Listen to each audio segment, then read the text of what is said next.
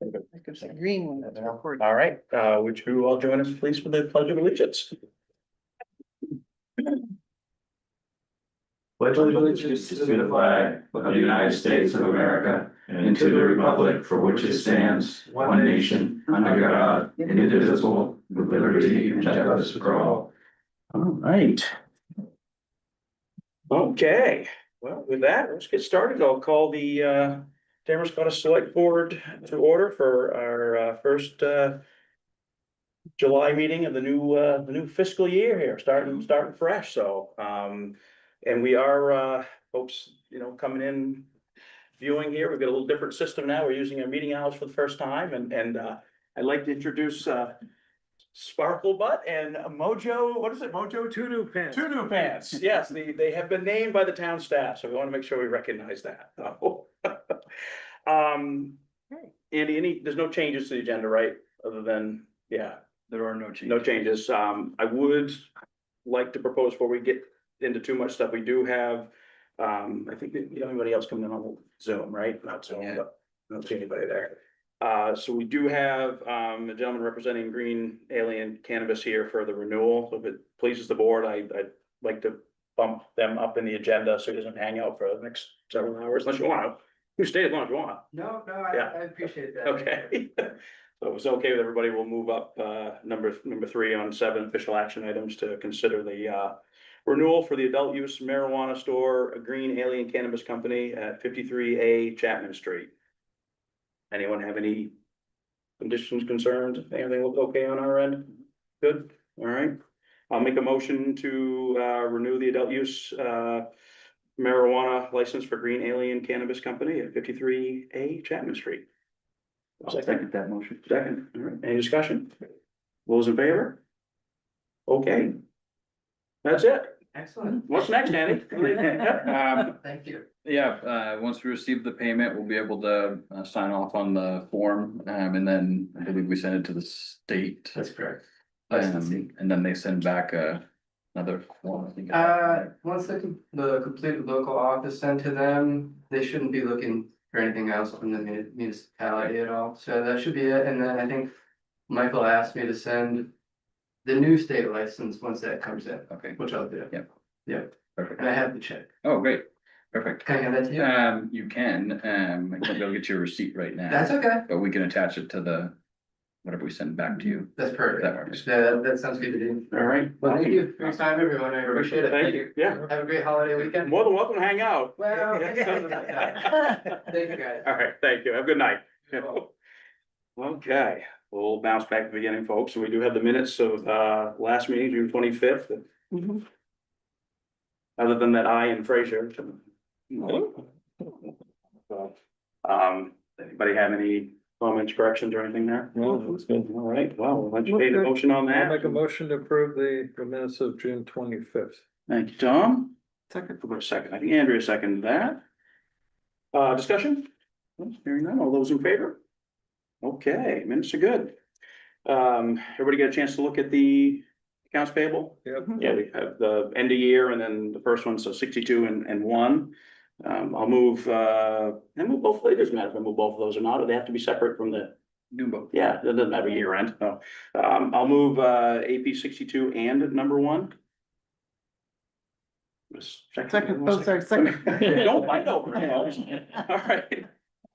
Andrew's gonna second, any discussion? Yeah, there was one specific plus, is that the only cost or the only invoice that we need to pay for them, or will there For be the more? year. For the year, that's an annual then. Yeah, the annual fees was for the website, the ADA compliant component, the mass notification.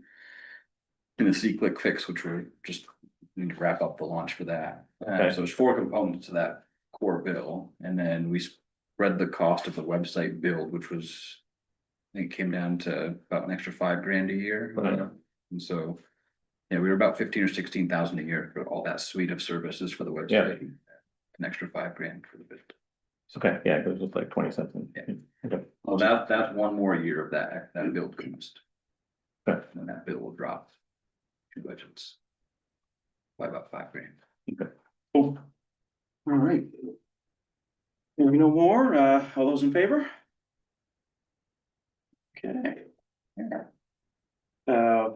anything, I don't see.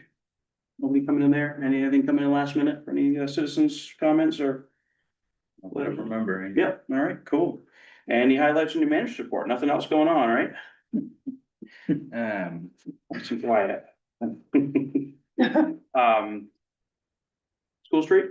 I didn't do them.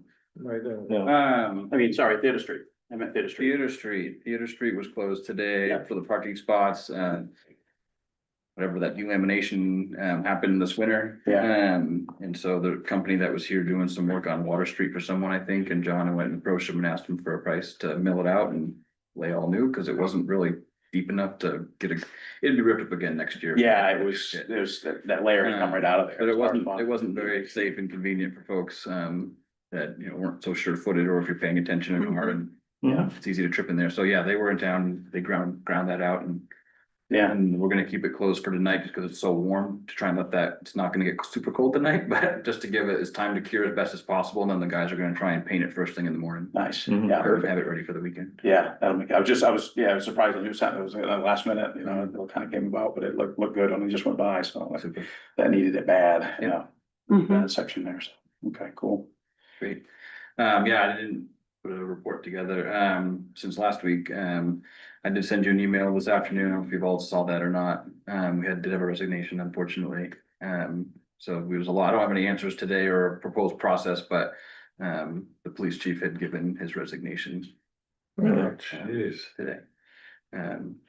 So you can read that.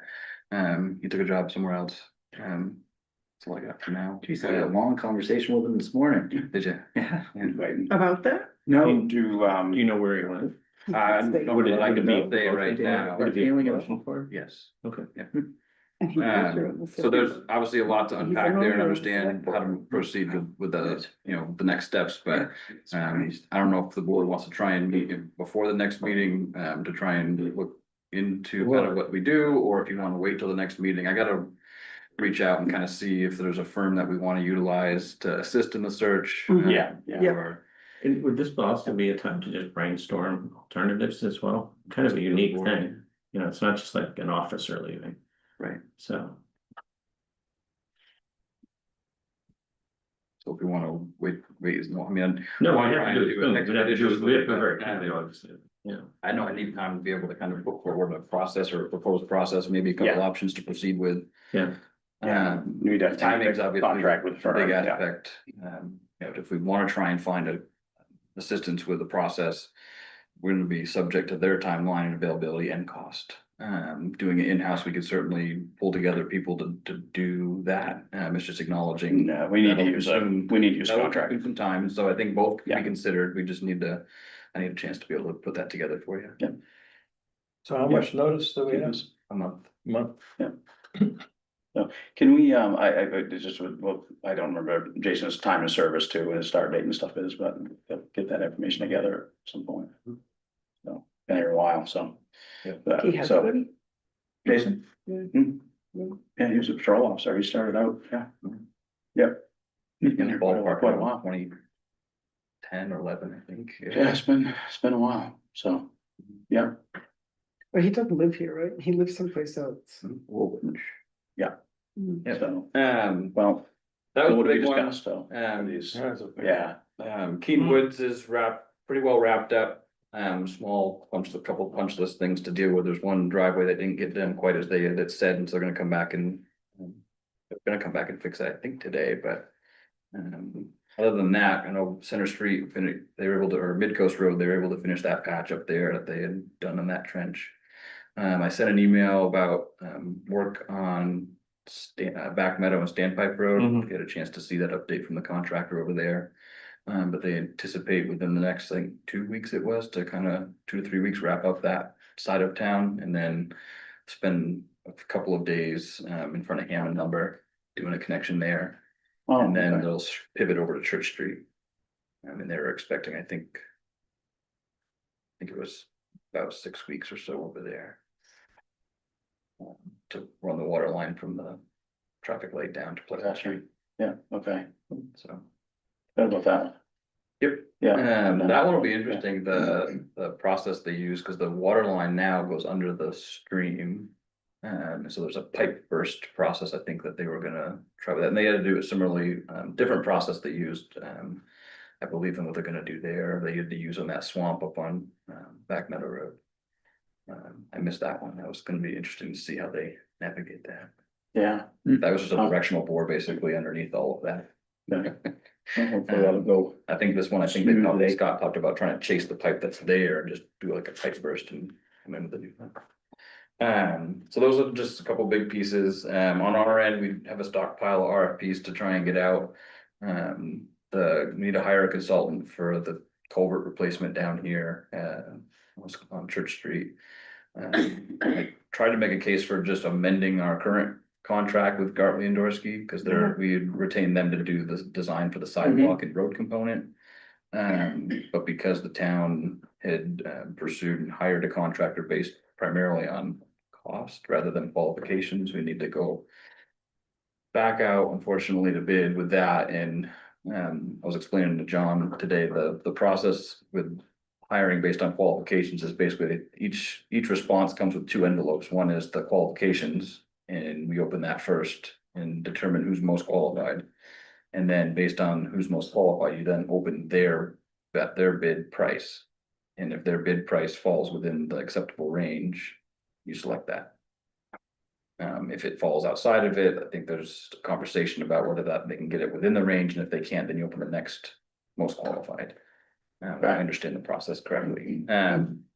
So we have to work through that. The housing monies we have to do some feasibility work, I did submit, and I think they acknowledged that it was accepted, though I haven't heard any follow-up yet on the county one for the utilities that we talked about last week. We did get it in. The two housing ones that we need to work on, one for first responders, we need to select a consultant. I need to get that RFP put together to select a consultant to work on. I think the focus will be the fire station property to see if we can expand on that property either vertically or horizontally. There's some challenges horizontally. There's obviously some additional cost to going vertically, and we're about to put a new roof on, which isn't ideal. I think that having someone look at that site, John's pretty focused on trying to make it work there. Doesn't mean it's the only place we'll look, but and then the other one was the county money.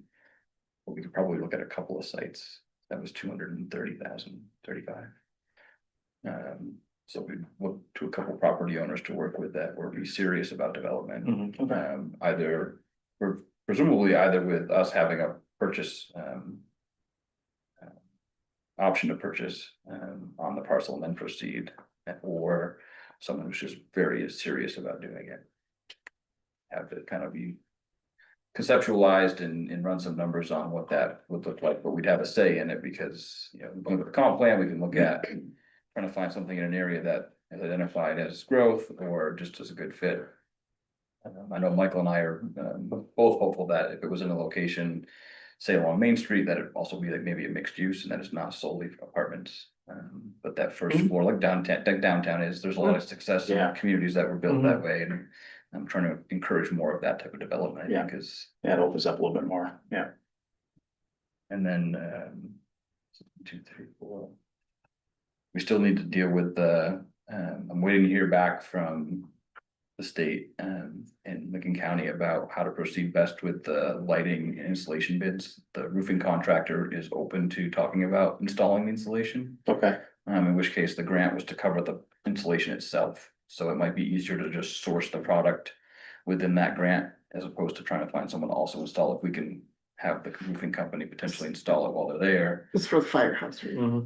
Yeah, the problem, the biggest, you know, challenge, if you will, or lack of desire for that probably has to do with the fact that the drop ceiling.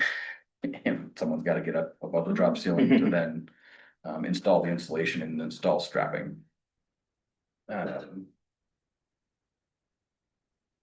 then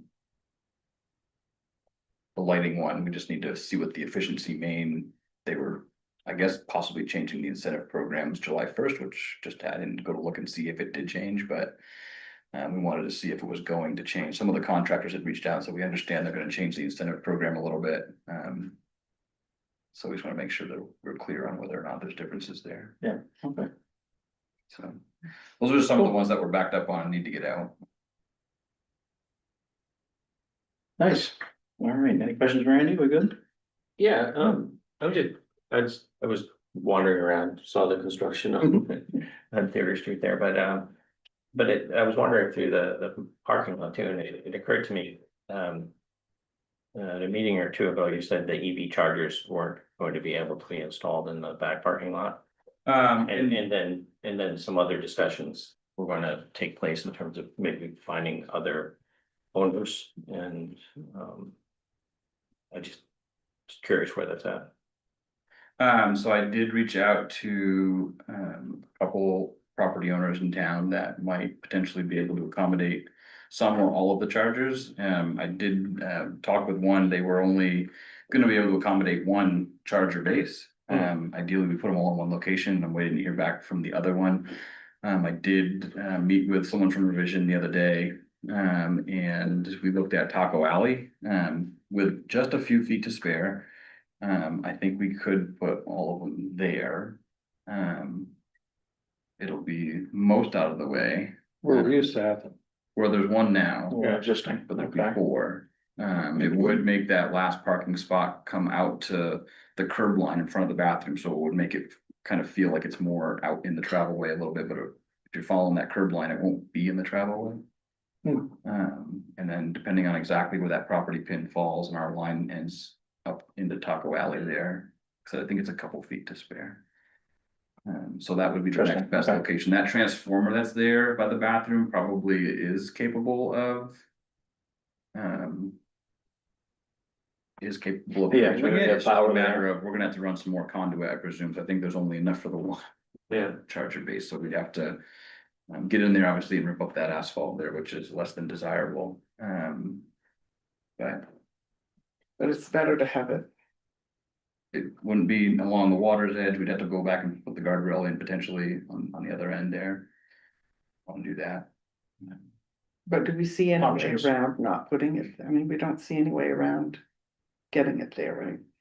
Not unless we just disregard the shoreline zone. Yes, with our own shoreline zoning, yeah, which usually doesn't go over well when you're, Okay. yeah, yeah. Yeah, no wiggle room right now on that one. So I presume we Yeah. have right of way in through there. We own, You know that? Okay. where the parking spots are. The other, I know where the property line falls, about one car can fit between the building, like where the kind of grass and gravel is. And some of the cars parked up on the asphalt, so there's about 3 or 4 feet, I think, of asphalt there that's actually off the property. Yeah, that might be a viable, I So we'll have think to of go that as back an to put option, it. We had it there before. yeah. I mean, it makes Okay. sense to keep it there. I mean, to keep it in the parking lot. Yeah. Yeah, just, we didn't consider that as a viable option before, you know, we're looking at that upper section of the parking lot, but. The only way to put them Good angle, yeah. at the end of the guardrail there, where we were thinking is to kind of create islands and bring them out into like the parking stalls. We'd probably lose 2 to 3 more spots. Yeah, well, And then they'd kind of be, we'd have to curb them and whatever, and they'd kind of be a little bit of an obstacle in the winter Sometimes time. that'd be fun plowing around, yeah, And no, I'm trying to avoid let's not do yeah, that. that wouldn't be good. I mean, right now, that gap between the two rows is pretty narrow. It's narrower than it was before. So when people are coming out of the side of their car, it's a little sketchy sometimes. Right. Okay.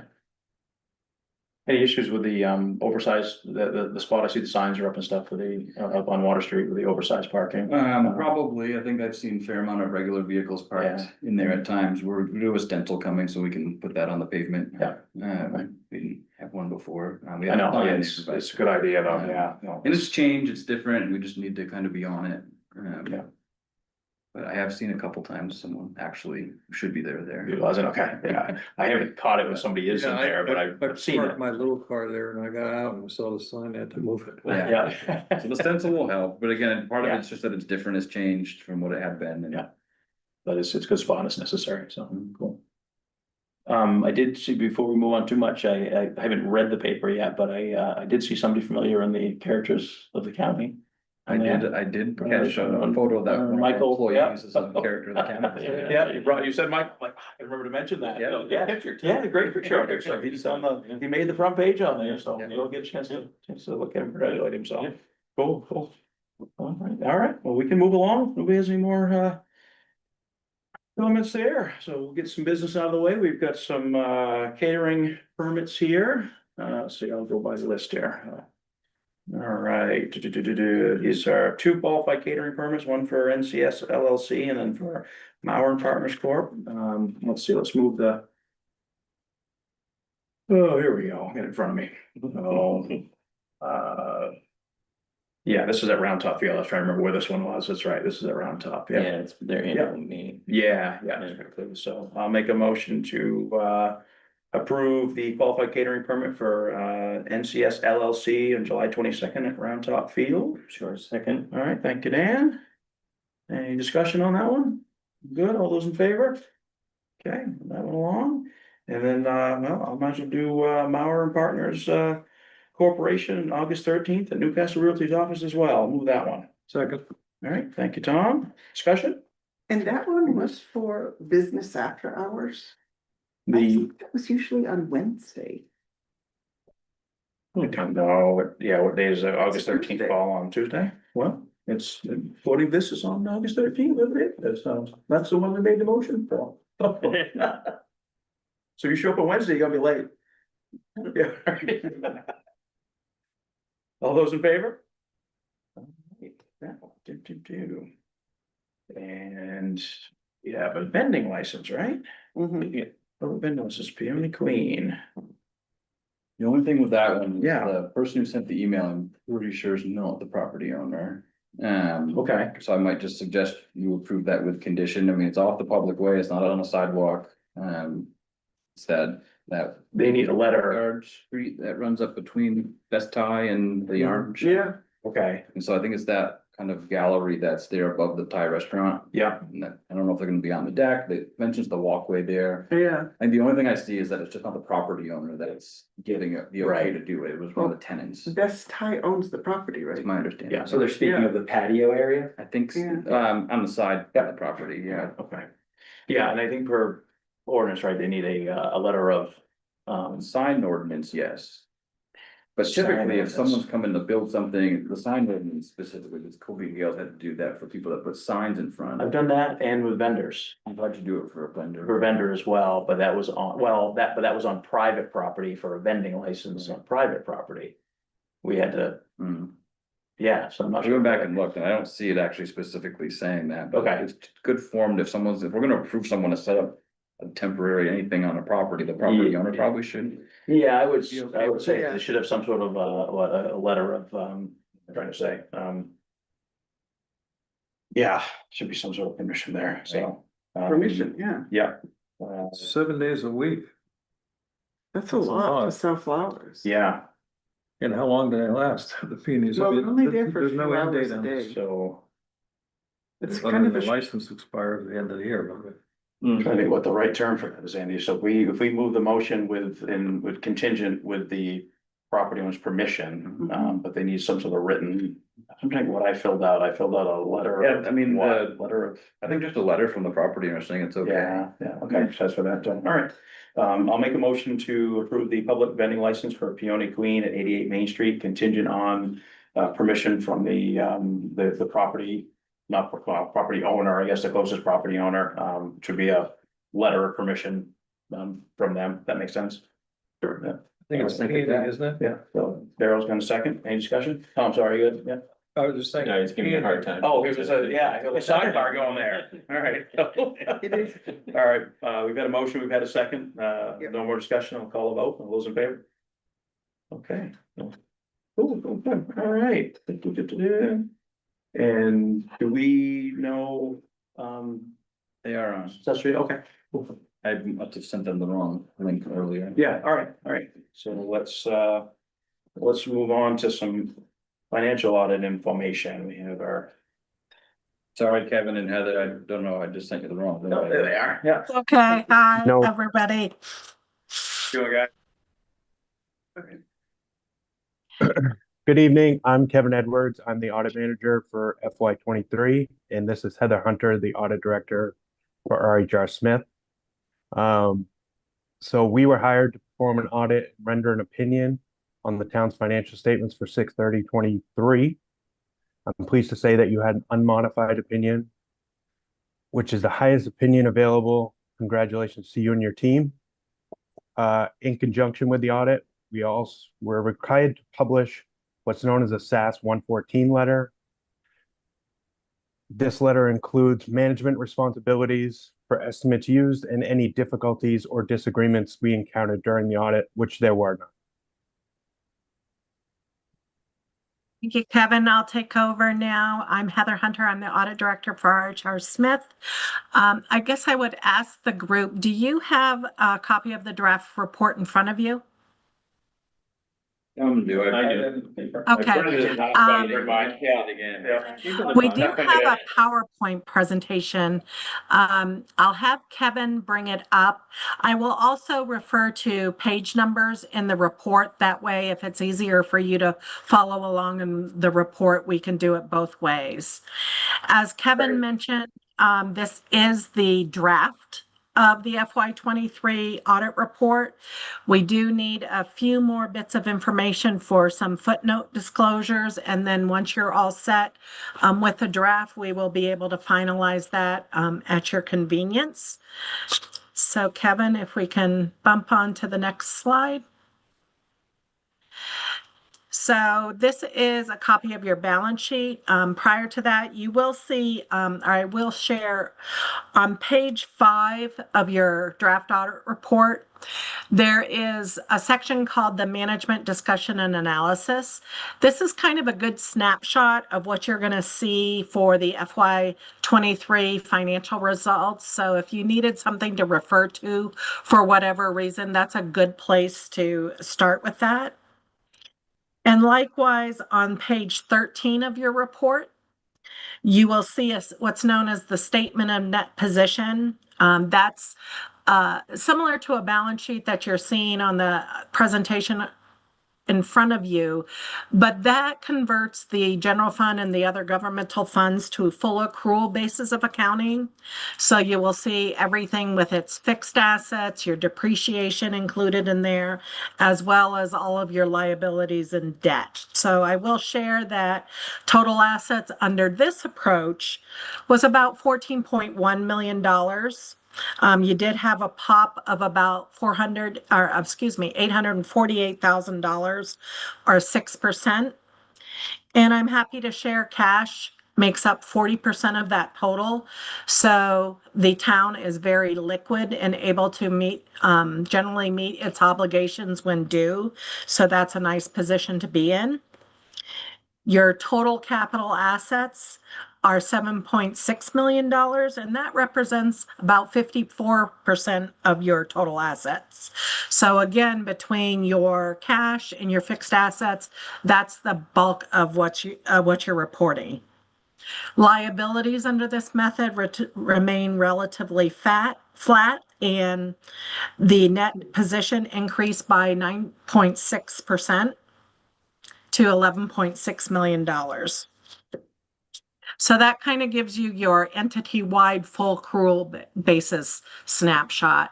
What's on the screen is known as a modified accrual basis of the balance sheet. And that's what most municipalities are used to dealing with on a day-to-day operation.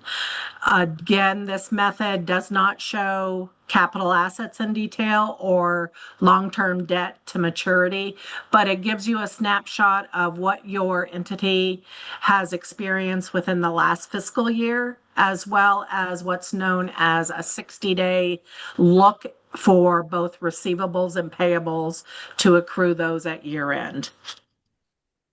So you have 3 major funds. The Road and Sidewalk Bond Fund is a new major fund for this year.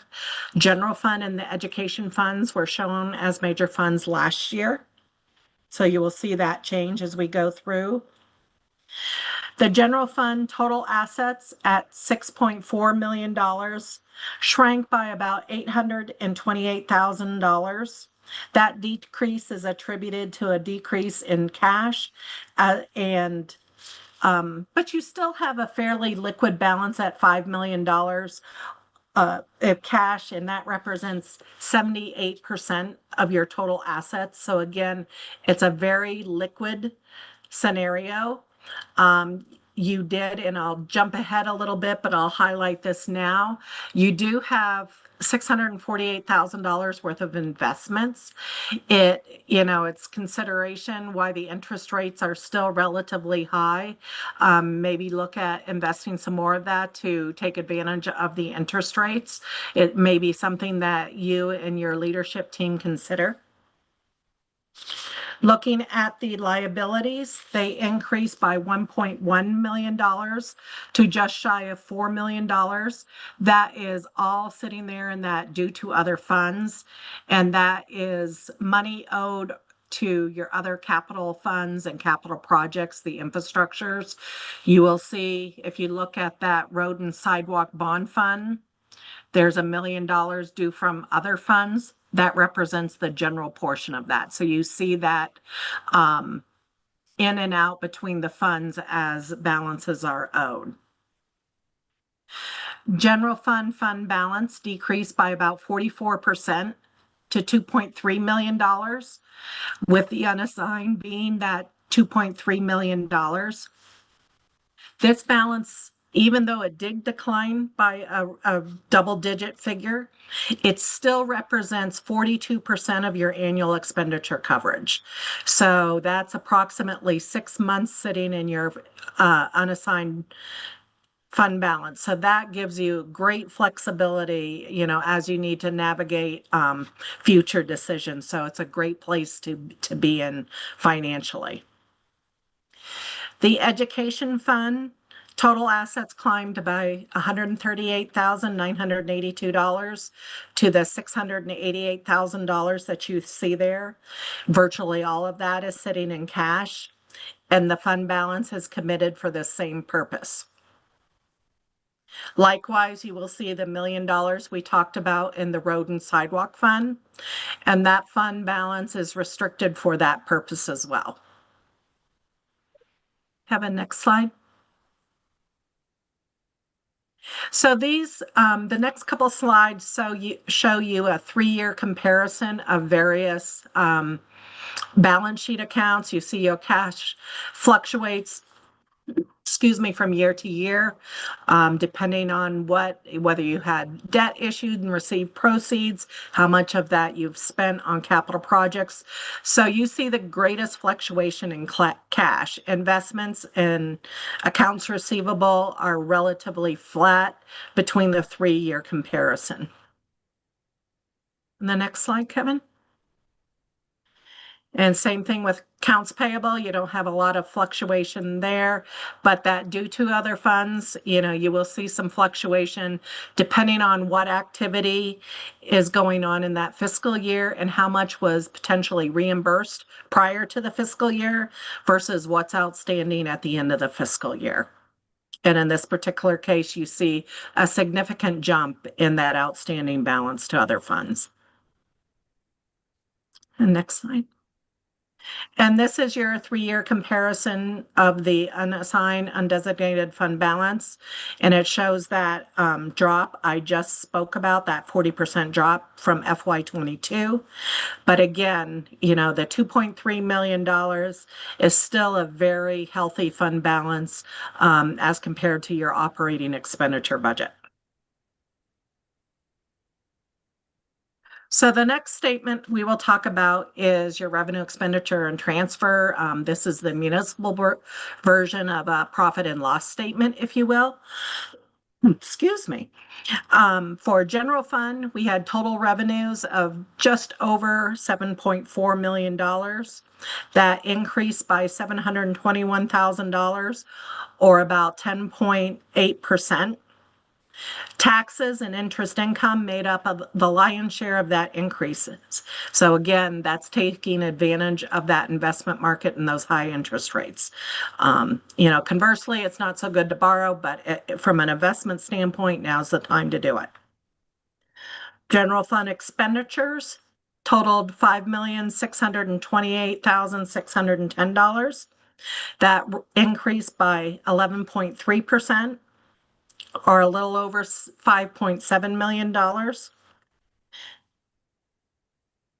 The education fund had revenues of $584,000 and expenditures of just shy, a little over 1.36 million.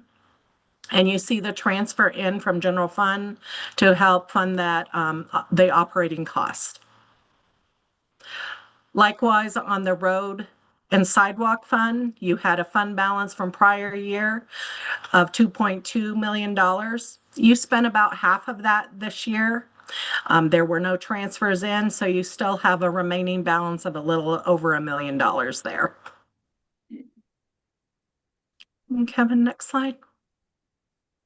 So this just pictorially represents, how your funding sources are.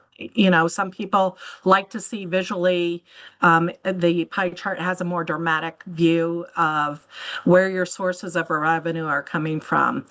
Clearly your town is not significantly different from other municipalities where the lion's share of their revenue sources comes from local property taxes.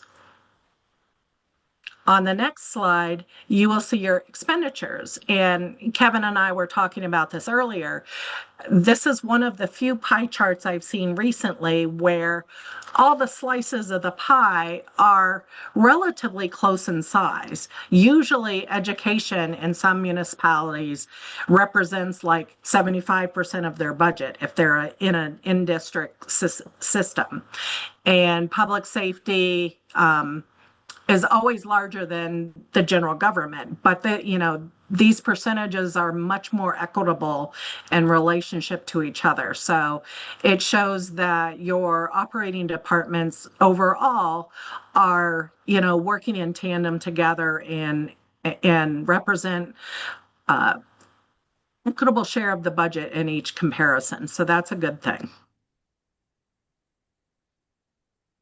And next slide. This slide just gives you a quick little snapshot of how your year ended this year for FY23 as compared to FY22.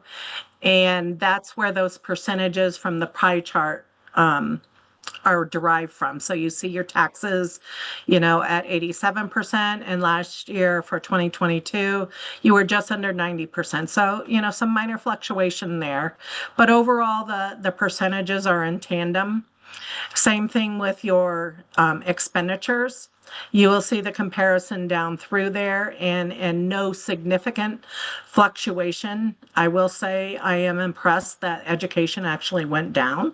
So that doesn't happen very often in some of the municipalities that we've been reporting on recently. So kudos to how that happened for this fiscal year. Heather, Yep.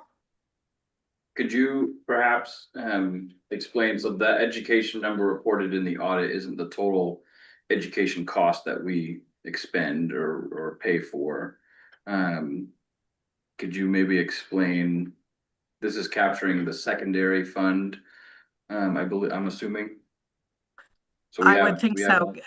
Kevin, if you want to jump in real quick on that, that would be. Yes, this is the secondary fund that it's capturing. Yep. So.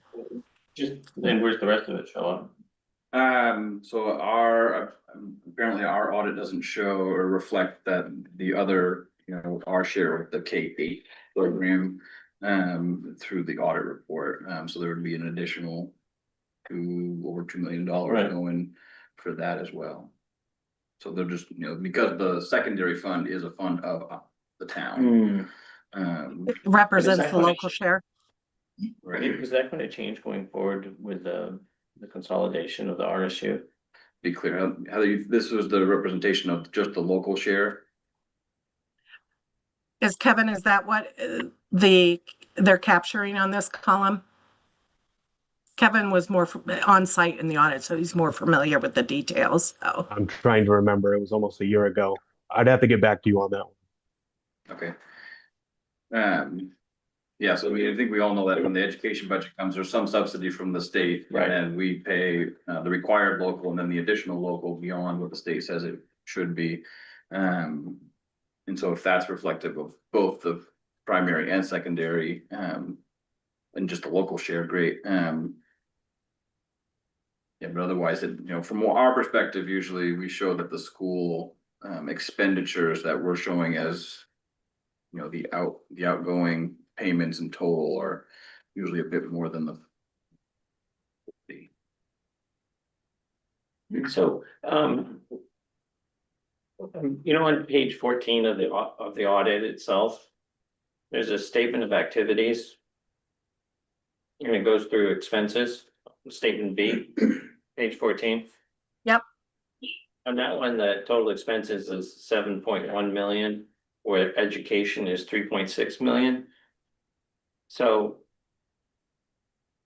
I guess I'm just trying to. So you're looking on statement B, page 13 and 14? Yeah, and I know that we're gonna get caught up in between the sort of the gap statement and your modified accruals. Exactly. So, but the fact that education is 3.6 million versus what is it, 2.2? Right. Yep. That gap must be you would think. This is the expense side. It would include items such as and you'll see the reconciliation in the footnotes, but particularly your OPEB would be a significant cost differential, as well as any pension between the entity-wide or that statement B cost and the modified accrual basis that's on the screen now.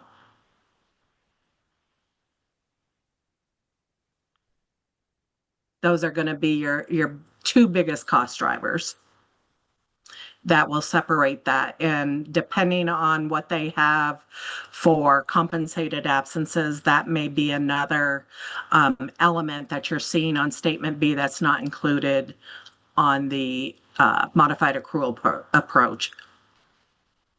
Yeah, but it's not gonna be $1.4 million, I don't think. We can calculate that and send you that information of what those pieces are. Those are the three biggest pieces that are a differential between those two. And there may be other minor debt and leases that also play a role as well. Kevin, do you happen to know, does the school most schools are doing all of their copiers and so forth through leasing obligations now? And I know some of them have vehicles as well. So all of those elements will play a difference in that, but we can most definitely quantify that and provide that information as a follow-up. Okay. Okay. So speaking of debt and things, I will share with you if on page 38 of the footnotes starts the discussion about debt. That tends to be an area that the elected officials like to know about. There were no new debt issues or direct borrowing for this fiscal year. And you did pay off $162,000 or about 7% of the outstanding balance. And I will also share in the footnotes on page 40 through 41.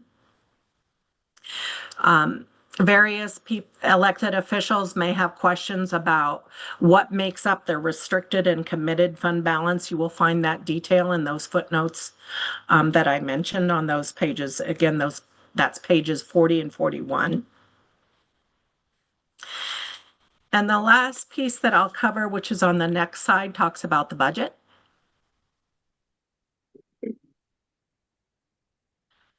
So in this particular year, you did not have any supplemental appropriations on the revenue side, but there was a change between education and the transfers to other funds between the original and the final budget.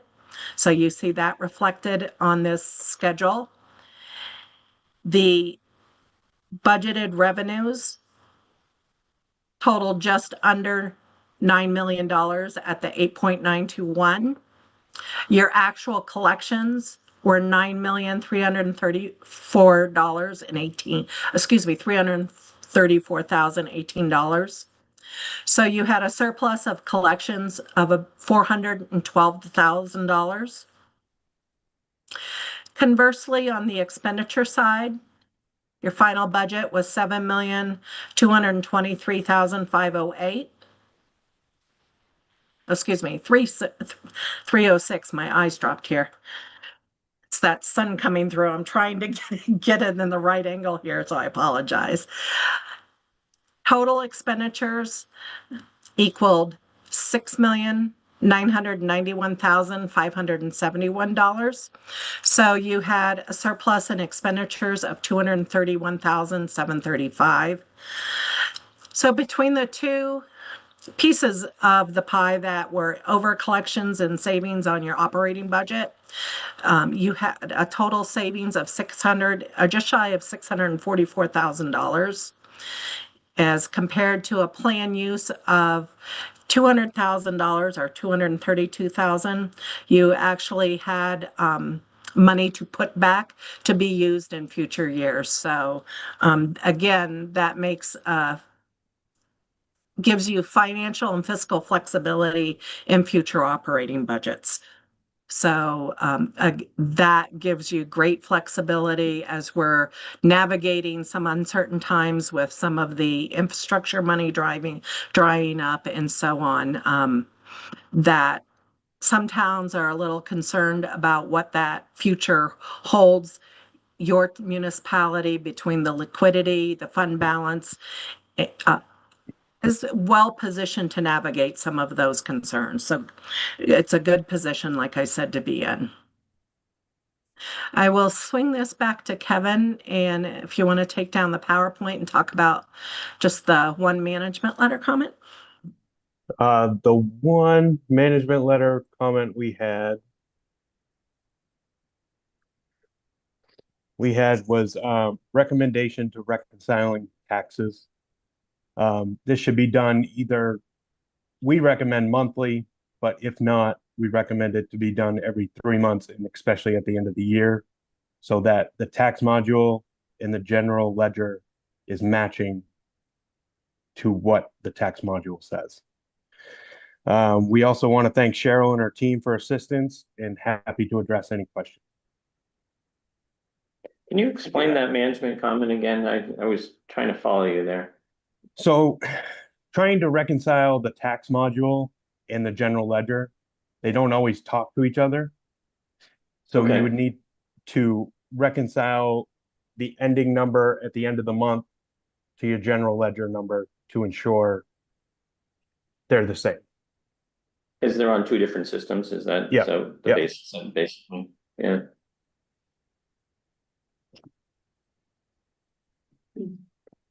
Anybody have any questions, comments? I, Oh, no, go ahead, Dan. So you guys must audit a lot of different communities around Maine. And so there was one of them that sort of popped out. You early in the discussion, you talked about the pie chart, which I don't know, I found that kind of interesting. But the pie chart will vary depending upon what type of services a community provides, correct? So for example, we have a police department where, like, our neighboring town, we're about the same size, but they don't have a police department, so their pie chart's gonna look quite different than ours, I would think. Is that right? Of course, depending on the functions your municipality offers and those services, yes, you will get some fluctuation between municipalities. But when you're comparing like size with like services, you usually see kind of a greater flexibility or fluctuation between slices of the pie. Then yours is more uniform in nature, which it's just one of those things, when I looked at it this afternoon, it kind of struck me as unique. Yeah, well, the fact that it's unique, I'm just trying to determine whether that's good or bad. It's a good unique or a bad unique. The way that I look at it is, advice is free, and sometimes you get a lot of it. So, anecdotally speaking, as I mentioned, it shows that all the services that you offer are pretty equally spread, or your budget dollars are pretty equally spread amongst all the services you offer, which I personally think that that's not a bad thing to happen. It allows all of your functions to use budgetary dollars in such a way that it's more equitable on the services they provide. In some municipalities, public safety tends to be radically different, a much larger slice of the pie than any other function or service within the organization. So, clearly that's their strategic planning emphasizes public safety significantly. It may also impact, you'll see fluctuations in the pie chart if it could be as simple as the public safety departments have collective bargaining agreements and the general government doesn't have a bargaining agreement. So, usually there's reasonable explanations of why they may differ, but it's just interesting, like I said, to look at that and see that equitableness, our general equitableness between the slices of pie. Yeah, do you guys ever do like peer groups where like sized towns with like type services? And We- and so we would fit a peer group of some sort, and I would wonder how we would fit into a peer group like that and how. We have done comparisons like that in presentations like this in the past. The trouble that we run into is if one municipality, for whatever reason, has their audit delayed and other municipalities aren't, you lose your comparableness because then we have to report the previous year as the current year. So, it's a good litmus test. Most municipalities actually put their financial reports online for their viewers. And so I know people that have kind of gone on and say, okay, they're pretty close to ours. What's theirs look like? What kind of fund balance do they have? MMA also furnishes some comparative information as well amongst the municipalities. So that may be another alternative that may provide some detail of what you're looking for. Okay. Yeah, I think there's a lot of detail in those kind of peer groups. I mean, we are a service center with a lot of bedroom communities basically, and we are a small population. So to find a matching peer might be a little difficult, Yes. Being a service center, we get, more demand on our town from the surrounding towns. With a small population. I am very familiar with Servant Center requirements given my background. So I understand what you're saying. And, the unfortunate part of that is your particularly public safety and infrastructure tends to run higher than your peers because of that. Exactly. The other piece, and I know ICMA, the International City and Managers Association, and there's also a group called GFOA. It's the Government Finance Officers Association out of Illinois. They have various peer information as well. So we had done way back when some benchmarking against other New England states as well as other states in similar weather and demographic and socioeconomics as us. And, it's interesting to kind of pick one or two just to see how you compare with those. Great. Oh, thank you. A lot of info there, folks. Yeah. Get all that.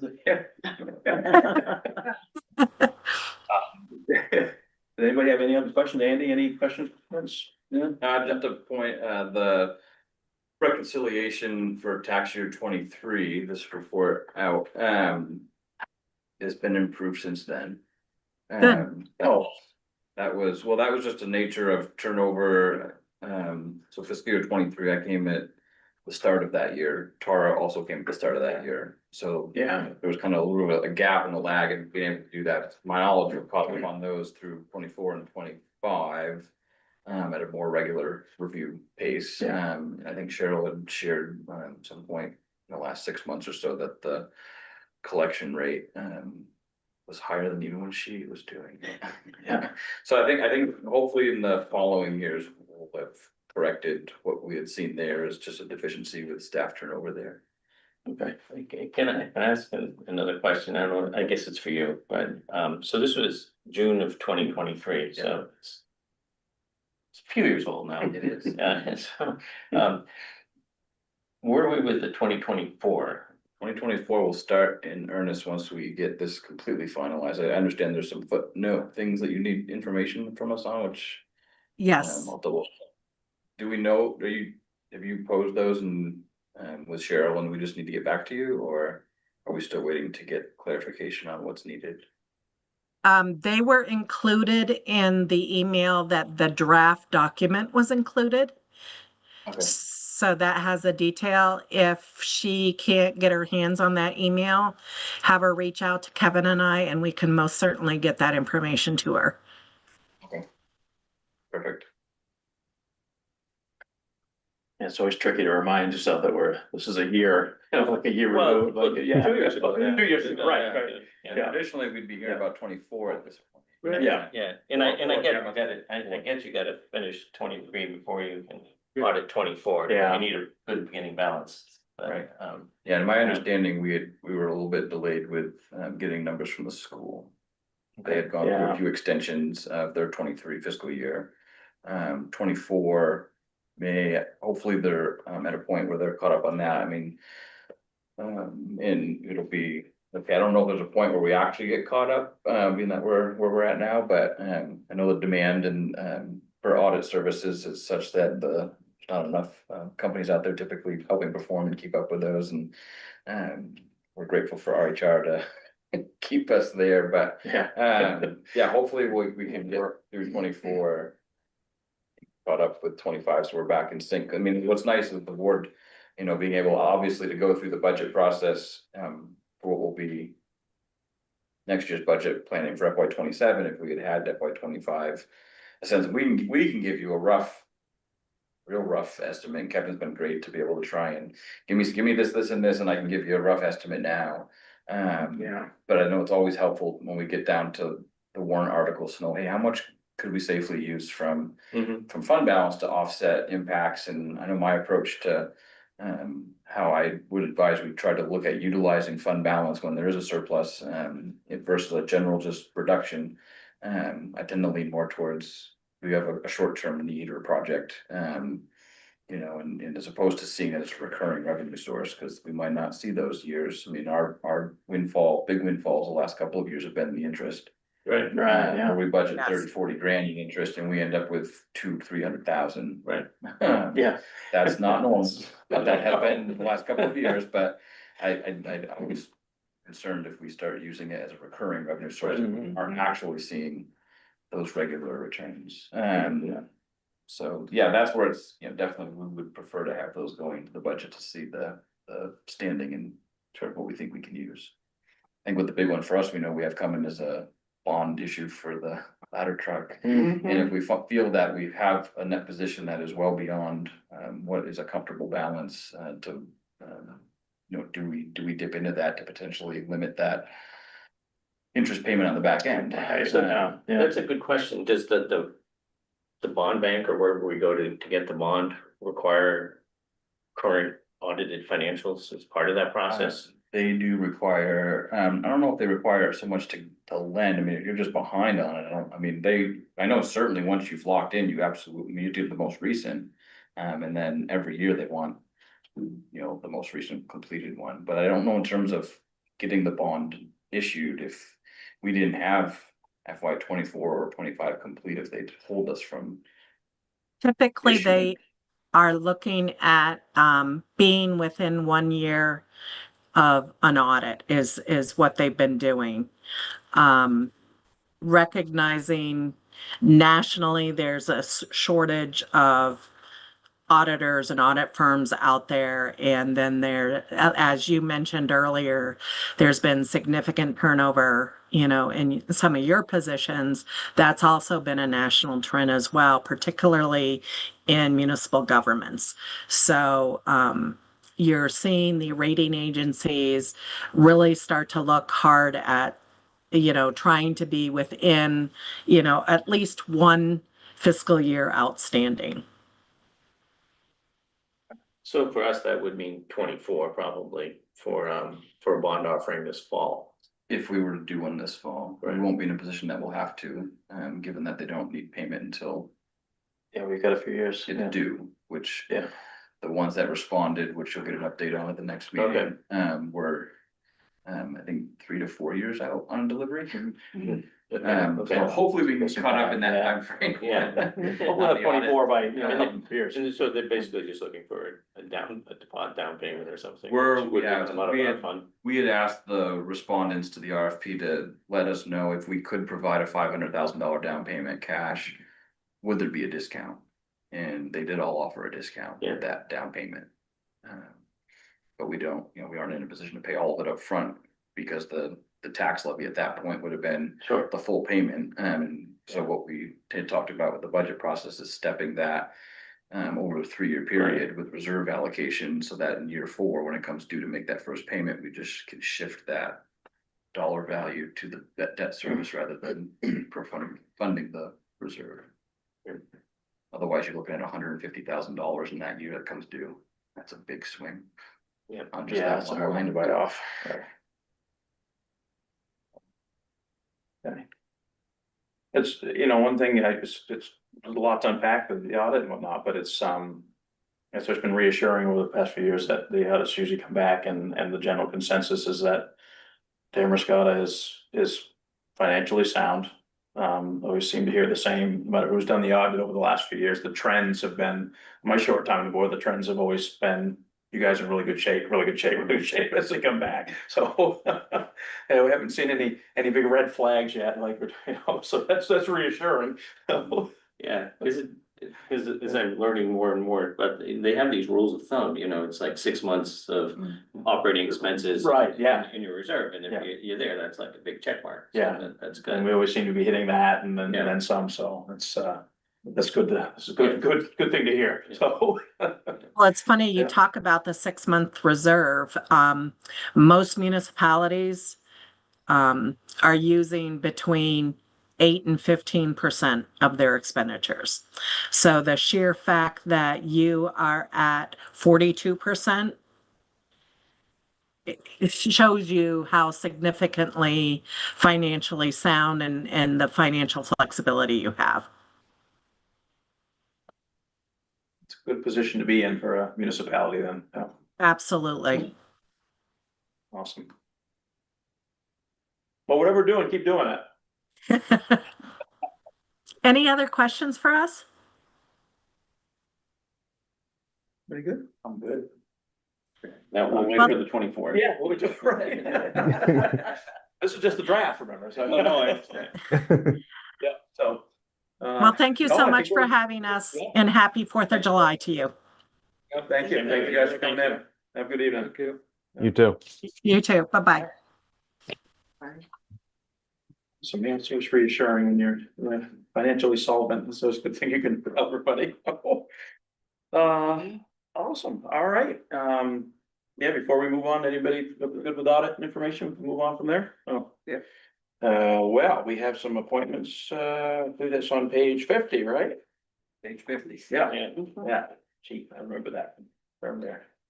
So, yeah, annual appointments. Most important one there is the fence viewer. I saw Charlie wandering around downtown today. He might have been, yeah. Do we have any records of what, What about the sealer of weights and measures? fence viewing? Yeah, I know, have we ever had that one filled? no, sealer of weights and measures is a different one where municipalities can have it, but it does not require, because the state, you can. It's one of the few that if we don't appoint, it defaults to the state. Yeah, it defaults. Otherwise, it typically defaults to the select board if you don't appoint someone in particular. Yeah, Oh, Or you know, it's up to someone else. Yeah, I don't in this think we've case, ever had ever appointed to the waste committee, yeah. When's the last time they came around? Out of curiosity. What's that? When's the last time they came? I can probably tell you that. I can go down and look at my stickers. If you call them and Yeah. want them, it's years. Yeah. Wow. I requested it in, so off the topic, well, not off topic, but in 2019, when we put the new dispensers in downtown, one of the first things I did was call the state and said, I want these checked and sealed. And I think it was 2023 or 4, maybe 2023. When they came. Yeah, who's gonna come do it? Yeah, so. Yeah. Took a while. Even when you request it, say, I want you to check these, make sure they're correct. Yeah, Yeah, so so. run into COVID though during. that Yes, period. no, it might have been. They could do that. Something like that, but it was, yeah, but it was good, but it just, there's a handful of them do it. Yeah. So, Yeah. yeah. I think everything looks good on here. I don't see anything jumping out. Anybody have any questions, comments? No, the only one that seems, I mean, they're all important at some level, Mhm. but you know, the planning board, it seems important to have a full planning board. Having gone to a couple of their meetings, were there some retirements or Well- something, or people stepped While down? they're Wilder. on, after how many years you've been Yeah, voted. right. Oh, okay. Yeah. Didn't wanna continue. Okay, We do have an at least one alternate, if not two, I believe that are already, available. Well, Dean and Dave, you people on the know, planning board, 5? 5, and then 2 alternates. 5 and 2, Okay. right? So they have Jonathan, Jenny, And and, Neil Yeah, are the 4 primary. oh, the right, Dan- okay, so we just need one more. Right. alternate. Dan Day's a current alternate, I think, I assume it was Gary's, Gary Rosenthal. I think Rosenthal, that is he, oh, yeah, that's right. was the other alternate. Okay, Can't remember who the other one was. Hmm. Yeah, so they can step into that position. And Michael, it says in the note there, Michael had met with someone, I don't know what the upshot of that was, but he did meet with someone, I think, last week about that was interested in joining the planning board. So what about the Historic Preservation Review Committee? I don't know if Tim, it says Tim wants to be appointed. Yeah, we appointed him, right, and I then, think he was just filling. Filling in, and now he's- Valid, someone had stepped down. yeah, I can't remember who, but that's right, we appointed him, and then this is coming up on the year, on New Year stuff, so, yeah, okay. So we can, I mean, basically, we can move the list as is, and then as positions are filled later on, we appoint accordingly, so, yeah. The appeal board, is one of, potentially a more important one, should there be a need to have them convene. So there's one seat filled, and there are 2 alternates, fortunately. Okay. But that one, it's statutorily on a timeline that once an appeal's submitted, I mean, there's really by statute required to meet within a certain time frame and maybe provide a decision or mutually agree to extend the date to decide. But if it's not done in a certain time frame, then it'll automatically by default be denied and go to Superior Court if there's an issue, Wow. if that person wanted it to be heard. what was the last time we had? It's been a while. Malcolm, Well, yeah, okay, and currently, it's full but no alternates? I believe it's a No, 2 two-person alternates. board. 2 alternates. So there's only one currently seated. is Bruce still on it? Bruce Rockwell? He might be the one. Oh, I heard about Bruce, yeah. So there's 2. So the alternates have is, but they have it covered with the alternates, right, Right. one with the alternates, but that's, right, that's just, that's skeleton crew. No, so if anyone's interested in getting involved, it's not a very long or regular commitment. It's just when it happens, you need to be able to do it quickly. It's Yeah. a review of the ordinances. Typically, it's either an administrative review of, the decision process, or it's a full review and as if you're deciding as if you're the planning board. Depending on the type of appeal that it is. Okay. And so someone with familiarity with the ordinance, or at the very least be able to follow the process and able to interpret the ordinance, as they go and review it. So it's a relatively infrequent and not so inconvenient thing to sign up for if someone's interested. Yeah, so we still have, so we'll get that out there on social media that we still, planning board, board of appeals, budget committee. We should reach out to people, right? There are positions open. in your hometown or your town of Damascotta here. Okay, so 2 Board of Appeals. In the And an meantime, alternate for a planning board. yeah. So in the meantime, yeah, we can, we can move the list as presented. Until then, you still wanna do that road commissioner thing? No, Well, I think for one more year, maybe we can do it. Sure. Both be temporary position, both for. All right, I think we're gaining. I think we could. Go and hit it then? Sure, I'll make a motion to approve the annual appointments, for. Do I have to read all of these things? As presented. As So, presented. the list will be available. Right, so Dan's got a motion out there, and anyone want to second that? I'll second. All right, a second. Any more discussion? Do you want to include Tim Cheney in historical preservation? Yes. Yeah, I think Yeah. the intent was the whole, Yeah, we know, but the whole list, I yeah. think he's not a resident, but we waive that because he's a property owner. In the ordinance, In the right, in the ordinance, commission, yeah. it allows for, yeah. Yeah, Do you want to include? Yes, him? yeah, Got it, yeah. thank you. yep, good catch, yeah. Awesome, yeah, thank you for that clarification, so. Now, does so- the planning board need to be a resident? Yes. Yeah. Yes. Yeah. And Board of Appeals, yes. Yeah. Okay. Yeah, I think the only one that we. Yeah, specific commission was that, Right, the historic one, it was right into the ordinance, Right. because it just made sense. Right. So, all right, more discussion, those in favor? Okay, we can call Charlie up and tell him he is still, how long he's been fence viewer, we're gonna find that out. Long time, I think a long. decades. Yeah. I think he has a card. I think he has a fence viewer card, that's, yeah, it doesn't get him anywhere. We ought to have Charlie in sometime and talk about, I haven't seen him in a while, talk about his fence viewing, Yes, yeah. nobody thinks so offensive. Yeah, well, all right, so this thing here, we have, the FY 26 commitment valuation trends. Mhm. Just get a chance to look at this, so. And I provided you with an updated one, the school board met. Monday. Oh.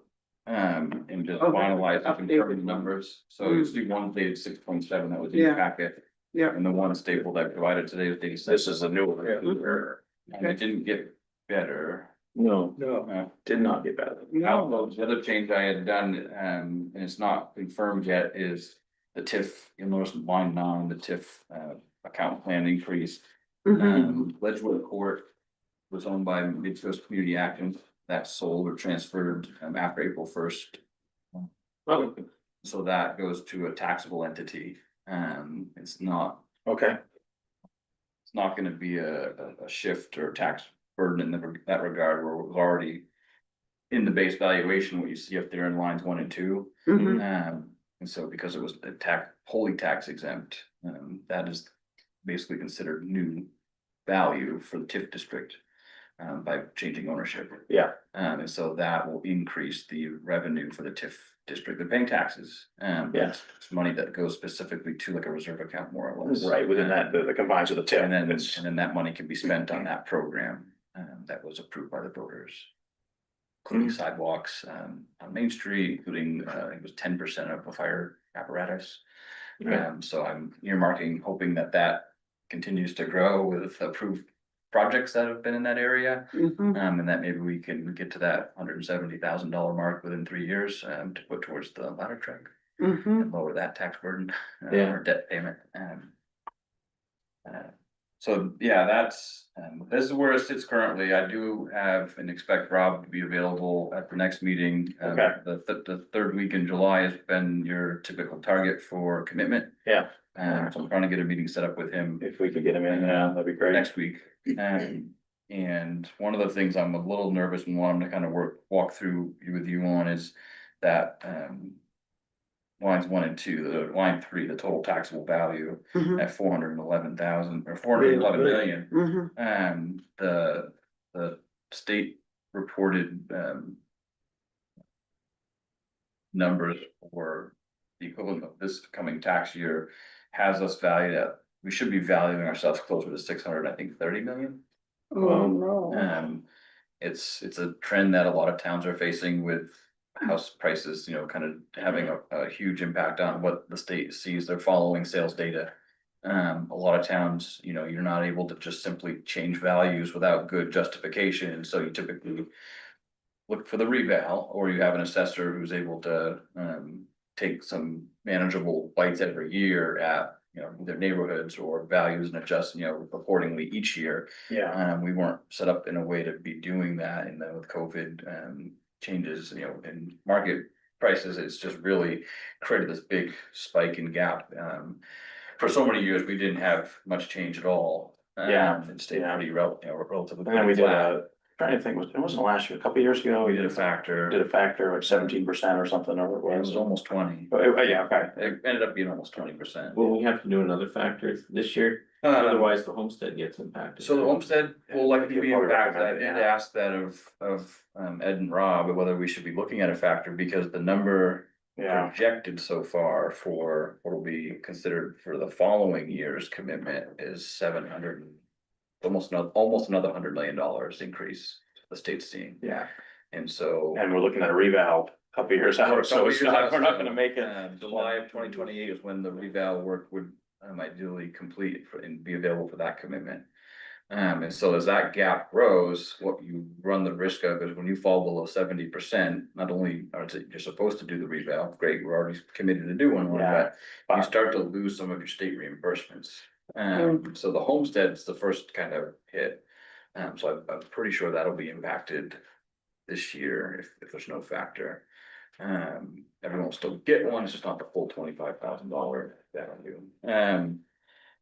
And knowing that it's going projected to go even higher for the following year, I guess that was the question I raised to him. Should we be looking at a factor? What should I be looking at to put in here? It doesn't change that we still need to raise X. It just, Right, you know, we aren't talking about shifting any inequities that might exist. And if anything, those continue to grow. Right. And that's where you do the reval and realize that certain either neighborhoods that are classified, or, you know, maybe the waterfront's off from the rural, or maybe the rural's since the last reval has gone up proportionately higher than what the waterfront has. And so that's where you really need someone to dive in to really understand all of that, you know, in a different sense of what they would do with like a quarter review, or what a factor would do. A factor just says, you know, this and this class are off equally, and that's what happened last time, is that the data was tight to show that we could do a factor, without, ballooning anything in particular. yeah, and it's just a Band-Aid, it's just a stopgap to the reval, Right, right? so it's just to preserve, and we were able last time to get us to, restoring that full homestead benefit, to property owners. So he can explain some of that. I think if it's not this year, it most certainly will have to be for the following year. I think only because it's been so close to the last one is maybe in part why he was suggesting, we hold for another year. Okay, But I know a lot of people follow the mill rate as the benchmark for tax impact. The mill rate, it doesn't tell the whole picture. It is a quick comparison to Right. neighboring towns, but yeah, base valuation, we're at 411 million. Even if you take the state's valuation, what we should be looking to be closer at, you know, you compare ourselves, Bristol's a common one to compare to, South Bristol. They got over $1 billion of taxable value. Right. You know, they're like 3 times what we have in taxable value. And so it's in the services they offer, not diminishing, you know, what they do, it's just they don't have, as we just talked about, the services that we provide here. And so that is why I have a hard time when we just quickly look at the mill rate compared to some of our immediate neighbors. Yeah, The taxable value is so different. it's a hard number, because it doesn't change here, like the tax commitment doesn't 40, change. 50 miles of waterfront, that's what it's all about. Mhm. Okay. So, yeah, so that'd be great if we can get him in, no, it's talk more about, we can get him to the next meeting or something. Any questions right now that I can relay to him that you might have based on what you're seeing that better be better prepared? Like the second sheet there is just kind of, I think some of Yeah. it is a little bit cleaner, the difference between FY 25 and FY 26 tax years. Yeah, I mean, just. I was reading this after reading the audit, and then there's, you know, this is where you start getting into like percentages, and you're seeing education I mean, here it's what? 4 million local educated, you know, 4.9 million or something, so. Yeah. So these, they start to become really big numbers. Yes, they do. Yeah, we both had some pretty sizable increases over the last few years. Mhm. Yeah, Yeah, and that's where I started coming down on the peer group thing, and I didn't know if it would be helpful, just because at least in Lincoln County, the only ones that are even remotely comparable, and you can argue all over the place, but would be the ones with police departments, so that would be Waldeboro, Wisconsin, and the Blue Jays. And it would be interesting to see what their mix is, you know, just high level, like, That'd be an interesting be comparison. like Say, public safety, education. Yeah. Government, I don't, I guess that would probably, or county too, but, and, you know, just like 4 buckets. Yeah, And see how our percentage mix compares to their percentage mix. I think that would be helpful to me. And that'd be an interesting and comparison. to it's see. it's a little mini peer group. Yeah. I mean, comparing us to Noblesboro isn't, I don't think It's it'd be just, helpful. it's hard, even Newcastle, Bristol, yeah, or yeah. Bristol, you know, those kind of towns. Yeah. I don't know how difficult that is to get. The commitment, I mean, I would pretty much either take the commitment or their audit, both, I mean, the thing with the audit is. What we call public safety, they have their own definition in groupings, what they call. I forget, there's a couple key things that they have in there, how they bucket and define, so they don't always line up with what a budget doc that we prepare looks like, and we don't have our warrant articles based on what they call. You mean certain the things. audit folks? So I would either take the audit as this, she was, as Heather was mentioning, when they do their peer things based on how they break them down, or go right to the commitment. But do sheet this. And do take this, lines 7, 8, 9, 10. Yeah, yeah, yeah, cause that's somewhat available. Oh, yeah. It's comparable, so that would make sense, just pull it off this thing, so, yeah. Yeah. Yeah. Okay.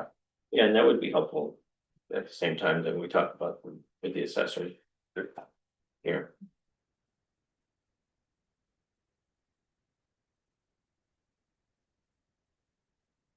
All right.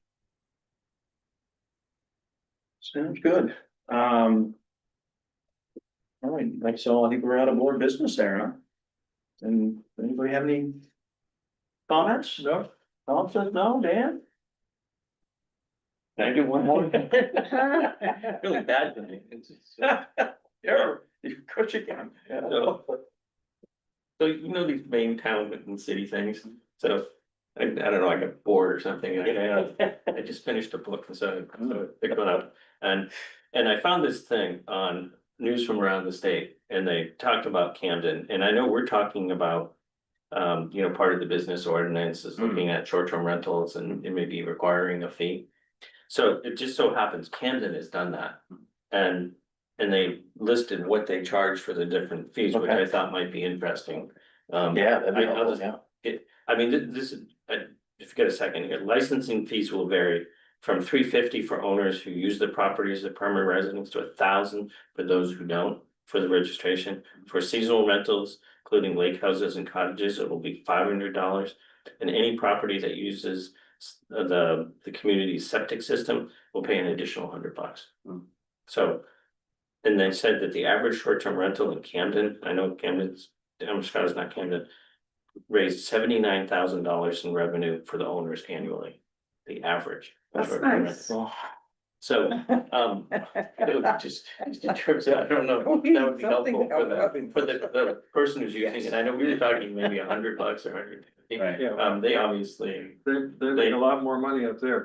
they're collecting a lot more too. Yeah. Or as well, so it was just interesting to. Was that in the most recent one? I don't know, yeah. Which one was that? I don't know, let's see, June. yeah, June. June, yeah. Look at that, so. Yeah. I think the last one I get a chance to glance through, it was a fascinating about salt sheds, you know. Oh, yeah. There's some good stuff in there. That's Sure, good, yeah. yeah.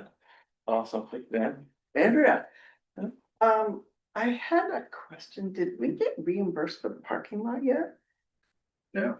No, It okay, just, was, yeah, the last one that was processed, was about just over $900,000 reimbursement from the feds. So we are still waiting to see that in the bank account.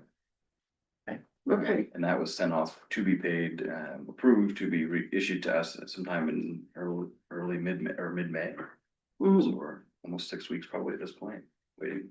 We submitted in February and it just took until May for them to checked and approved for payment. We do have another one that we submitted, they're waiting for a couple quarterly reports for at this point, which Max had just sent over again today.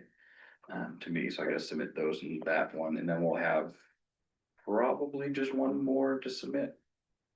For the Those parking two lot. biggest ones, yeah, I think the $900,000, the other one is just under 400.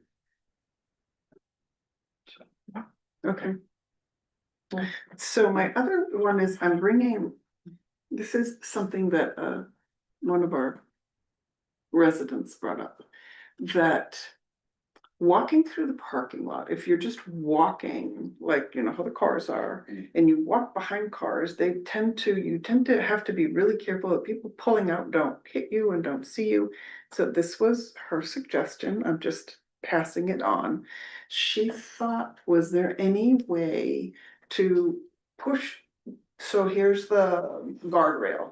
Is there any way to push the parking back just like a couple feet so that people could actually walk along the guardrail and not get hit by cars when they're navigating through the parking lot? Walk in the park. No, on this side, on the road side. Why wouldn't you walk in the park then? Well, so she was. Or so she was on the sidewalk. She was against, well, no, there's no sidewalk there. No, in downtown, it's a Well, sidewalk. right, but people Yeah. like go to the fish market and then walk to their car or whatever. Yeah, but see, the problem is that what I was pointing out before is that the lanes between the two rows of cars are already narrowed. If they're already up to the, Well, she wasn't suggesting change, she for some reason thought that the length of the parking spaces currently would give enough space to, I'm just. No, it's trying to get more of those. it's gonna create another problem. Yeah. Well, you already have, I mean, I see what you're saying, but if you already, I mean, just walk on the other side of the fence. So the walking on the other side of the fence means that you're walking in front of all the people that are sitting there looking, I'm Yeah. just saying. But it's a parking lot. I'm passing Yeah. on people, one person's. Yeah, no, I mean, concern and about it is, people getting, and I hear where she's coming from, Yeah. because it's a busy parking lot, always has been. it is. It's not, I mean, like any park, it's not pedestrian friendly necessarily, because we don't have the space to make, I mean, some of the early designs were with pedestrian walkways and, you know, I think, if I remember right, we had an island in the middle in different places, but you were talking about tens of parking spaces, tens Right. and tens of, you know, spaces lost. Yeah, and it looked great, the overlays looked great, it was like, oh, we've got these green spaces in the middle and this and that, and we're like, well, we can have, 50% of our parking, so yeah, so folks just, need to be careful, and a lot of people don't look where they're backing up, so. I think the other thing too, I mean, being mindful means it's similar as walking in the roadway, right? That's a Yeah. travel lane, that's, Yeah. a lot of activity there. I do, And go from A to B, don't, if folks have a concern safety wise, walk through the park Mhm. or walk on the other side, like along the bathroom and then Yeah. when you're in front of your car, just walk across.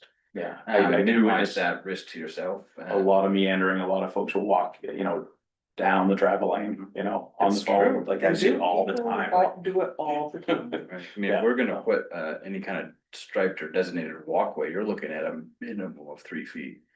And Right. most likely 4. Oh, yeah, you And need, so we because you have to need, be able To to make get it up, illegal. you need 2 ways, Right. yeah. get And then- that kind of width, and I don't know that I No. don't think we've No, got we don't 3 have feet. space. 2 feet, maybe, No. Yeah. but you're restriping. And the whole you're thing. probably gonna run into I don't know, ADA. Pickup barely get through there. That's really tight, you Right. probably, you have to run an ADA compliance stuff then too, if you're doing that, so you'd have so just, be careful. We're adding. And just remember, it's primarily a parking lot. Right, That's its first function is parking, which means cars. So there's lots of places to walk in town, Church Street, down Elm Street and whatnot. There are a little bit less traffic and well, no, I whatnot, think but this is just, yeah, so, I think the concern is just for people that park in there. Yeah. be careful. Well, yeah. Daryl. Excellent. I want to put a couple quick things. Next Wednesday will be our first meeting with, joint meeting with, official joint meeting with Newcastle, just to explore the public works. Possibility, so Andrea and I are on the Mhm. committee with the Newcastle folks, so we'll do that and we'll bring whatever we need to back to the board and, I think we're excited about it. I've had some folks ask about it, and I think we'd remind everybody that this is really, really early. There is no fixed plan, there is no, I've been asked several questions about how's this getting paid for and what we're doing here and there, like this, I mean, we're still in the exploratory stages of even if it's is it a feasible good idea, so I think we're all open to that, but I just wanna make sure if anybody asks anything, like, we're just finding out. Like, I think some folks that have raised some concerns they're looking back at the original, the previous interlocal that was played out, and I just, try to reassure them, like, that's not the route we're going down, that was a weird one-page agreement and a lot of holes in it, so it'd be interesting to see how it goes, Yeah. but yeah, so I think next week at Newcastle, right over the firehouse, so. And, what's that? 6:30, yeah. And then, and just, I would say happy 4th, everybody, fireworks Friday night, be a band downtown, I don't know I haven't looked at the weather yet, have we seen the weather for Friday night? Supposed to be I good, think so. awesome. At the moment. Schooner Landing was packed this afternoon. Oh, good. Yeah, So so. I wanted to throw that out there too, I think soft opening tonight, but they were packed, so, and I know, I think somebody Yeah, Friday's gonna be good. came by that I think maybe did like a first shift bartending over there and said it was busy. And they've got a few bugs to work out, but they're looking forward to it, so that's awesome for Scott, I'd like to see that, Yeah. and going into 4th of July weekend, that place probably gonna be packed Friday night, so good for them. Yeah. So, So what do they have going there? Is it just the bar or? I'm not sure what they have, I think, food truck. There's wasn't it? everything. They have That's food That's truck. what was presented, so I can't really, I can't really tell from outside. Is it theirs or they got a? It's theirs. hired? It's theirs. Oh, they're wrong. It's theirs. Yeah, he had it built, Yeah. for their needs and Mm. if it was a short-term solution or however long or short it ends up being. Yeah. They could still, I think originally he had talked about having to scale back some of the menu, just because your kitchen's a bit smaller. Yeah. Right? Yeah. Keep it simple. Keep it simple, Yeah, The deck space for the fireworks will be beautiful. it's gonna be, that place gonna be hot Is Friday gonna be- night, so. Is fabulous. Oh my Good gosh. timing for them. I think we can all, wish them all the best there and get staff Yeah. back and. see And the they're place up having and running music again. on the weekend and. Yeah, so, great, just back to the public works, 6 p.m. 6 p.m., yeah, 6 p.m. Thank you. No, 6:30. Yeah, I just made a note that something about meeting with the chamber as well. Is that not on that same Wednesday? We did talk about Businesses. it. That's something that we're. That's something I gotta shore up with Ann, so I don't know if I'd shared the last. how Yeah, that you came must have out. had, yeah, So, last meeting. I'd run into Ann a couple weeks ago, at the chamber, and she was saying one of their volunteers or part-timers had, maybe had walked through Main Street and talked to some business owners, and they'd gotten a lot of feedback, and the questions they were asking, a lot of response from business owners was that they were wishing the town did more. Either to support them or just generally did more, so that left with, well, What exactly? and so she proposed that we host a forum of sorts to invite businesses to chat with the chamber of the town about just that question. But that hasn't been set up. You haven't sent out a notice. We haven't sent the notice out yet. We were just locking in dates. Okay. She was proposing doing it at the chamber, and I said, well, it's kind of a intimate space, and so I think, last I knew, she'd reached out to First National Bank to use the old fire hall. Oh, that's So right. I think we're We looking mentioned that at now. the Yeah. 16th. We're probably gonna do 3 or 4 meetings. And the idea, we just gotta work out with her, is to have Main Street, downtown Main Street, the north side and the south side. She wanted to keep the group sizes somewhat manageable, where if you just opened it up to everyone, you have the potential to have 50 or 60 people there. Yeah. And I want them to see if we can get a couple different, a morning and evening, and just to accommodate some of the, because you can't ever get the one time for everybody, but if you do it at Right, 8 a.m., you you're not can gonna club. get anyone serving breakfast. Yeah, FYI, they said the same thing about the chamber. Sure. The chamber's not doing enough for them. So hopefully, folks are open to coming and sharing what that means and how truly either group could be more helpful. Yeah. There's some aspirations in the comp plan that might align with what they're looking for, and there's things that we can add to that.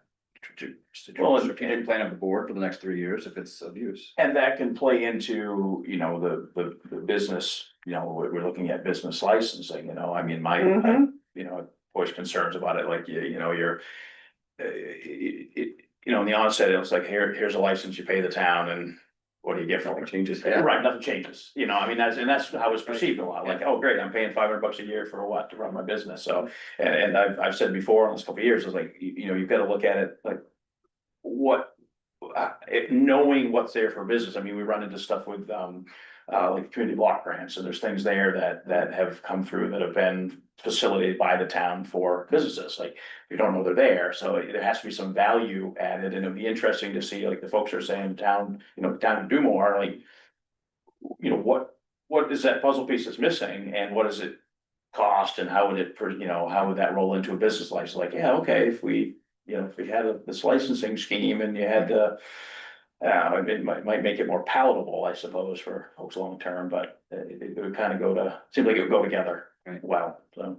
I mean, for me, Well, there are quite a few things that we do for them. I mean, we got a fire department, we got a. Police department, we got an ambulance service, we got the fireworks, in a What about couple the of wall? days. The wall for the water? Those things, well, the latter brings people to the town, to the businesses, so, you know. Yeah, it does, it comes into like what, you know, what is Miss Valley supposed to do for private business, and there's a, you know, where is that line drawn, but yeah. we have, you know, Yeah. the downtown plowing contract, which is, you know, and I don't say these things to say that that's all we should be doing, but just. Yeah. We also, it's a good reminder that we could do more to share, you know, what taxes Exactly. paid serve, what they Right. offer. Yeah, absolutely. Right, and so you have a Yeah. bathroom downtown now that's Yeah. open to the public, Right. for Right. 8 months or so out of the Yeah. year, and that doesn't come at. No Yeah. expense to taxpayers, Plus, so. Parking That's lot again, not project, the only thing there's- that I'm suggesting that should be offered, but it's just, you know, an opportunity to say like, okay, well, there is this and this and this. Exactly. Truly, what is more, you know, what else would be help beneficial Right. to the business community? Yeah. But I Good think to hear. people take things for granted after a while, once they're in place, they just sort of assume that that's what you get, you know. Yeah. But it's all costs money and that we're. Yeah, it does, yeah, Okay. so, great. We good? Everybody good? I'll entertain a motion. Move to our adjournment. Motion to adjourn, Tom gives the motion, what's second, Daryl's gonna second, all those in favor? We have to sign stuff, holy moly.